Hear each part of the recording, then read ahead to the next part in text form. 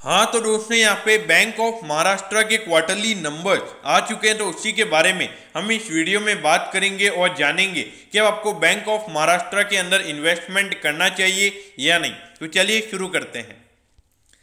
तो देखिए सबसे पहले अगर हम यहाँ पे नेट प्रॉफिट की बात करें तो वो यहाँ पे 26% क्वार्टरली बेसिस पर बढ़कर 208 करोड़ का यहाँ पे कंपनी का टोटल नेट प्रॉफिट निकल कर आया है। और अगर ईयरली बेसिस यानी कि पिछले साल के अप्रैल से जून वाले क्वार्टर से अगर हम कंपेयर करें तो उसके कंपैरिजन में यहाँ पे 105% कंपनी का नेट प्रॉफिट बढ़कर 208 करोड़ का नेट प्रॉफिट यहाँ पे बैंक का निकल कर आया है। तो देखिए यहाँ पे नेट प्रॉफिट बैंक का क्यों बढ़ा है, क्योंकि जो बैंक के जो प्रोविजन है बैंक के वो यहाँ पे 63% गिरकर बैंक ने टोटल प्रोविजनिंग की है 500 करोड़ की। देखिए हमेशा पहले बैंक 1000 करोड़ से ज्यादा की प्रोविजनिंग करता था, लेकिन अभी 1000 करोड़ से कम की प्रोविजनिंग यहाँ पे बैंक ने की है, जिसकी वजह से यहाँ पे जो कंपनी की प्रॉफिटेबिलिटी है वो हमको बढ़ती हुई नजर आ रही है। अब अगर हम यहाँ पे एनपीए के नंबर्स की अगर हम बात करें तो जो ग्रॉस एनपीए का नंबर यहाँ पे निकल कर आता है वो है 6.35%, जबकि पिछले क्वार्टर में ये नंबर था 7.23%।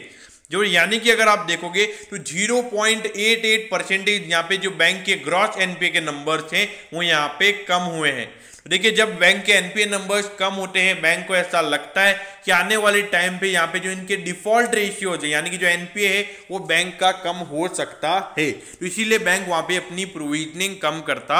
है। अब अगर हम नेट एनपीए की यहाँ पर अगर हम बात करें तो वो यहाँ पे 2.28% निकल कर आए हैं, जबकि पिछले क्वार्टर में ये नंबर 2.58% पे था, यानी कि 0.30% से ये नंबर हमको कम होता हुआ नजर आ रहा है।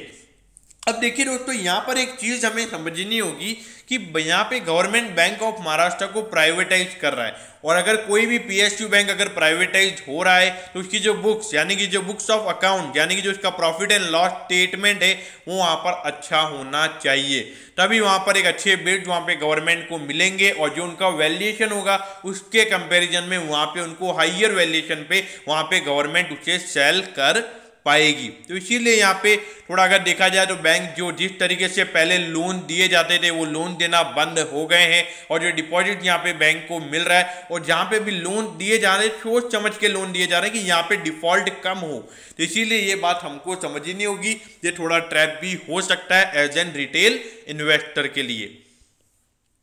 अब देखिए 15,000 करोड़ का इस कंपनी का मार्केट कैप है। अगर आप देखोगे इंडस्ट्री के कंपैरिजन में ये अभी आपको प्रीमियम वैल्यूएशन पे ट्रेड होता हुआ नजर आ रहा है, और इसका रीजन क्या है, क्योंकि गवर्नमेंट प्राइवेटाइज करना चाहती है। देखिए ये फर्क होता है एक प्राइवेटाइज कंपनी की और एक गवर्नमेंट कंपनी की, क्योंकि जहां पे गवर्नमेंट का इंटरफेरेंस होता है वहां पे एनपीए के नंबर्स काफी हाई होते हैं, तो इसीलिए हमें थोड़े से पीएसयू स्टॉक से दूर रहना चाहिए।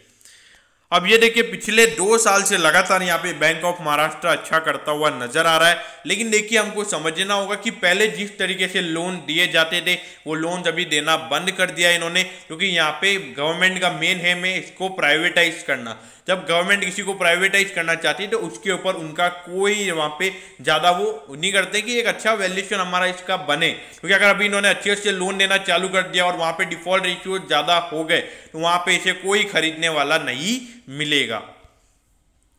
अब ये देखिए 23.65। अब आप सभी लोगों का मेन क्वेश्चन होगा, अगर कंपनी की प्रॉफिटेबिलिटी क्वार्टरली बेसिस पे बढ़ी है, ईयरली बेसिस पे बढ़ी है, तो यहाँ पे शेयर का प्राइस क्यों नहीं बढ़ रहा है। तो यही तो एक रिटेल इन्वेस्टर को फंसाने का एक ट्रैप होता है जो कि हमारे ऑपरेटर्स बनाते हैं, क्योंकि उनको पता होता है कि यहाँ पे रिजल्ट अच्छे आए हैं तो रिटेल इन्वेस्टर यहाँ पर आके बाय करेगा, तो तभी तो वो उनकी प्रॉफिट बुकिंग चालू करते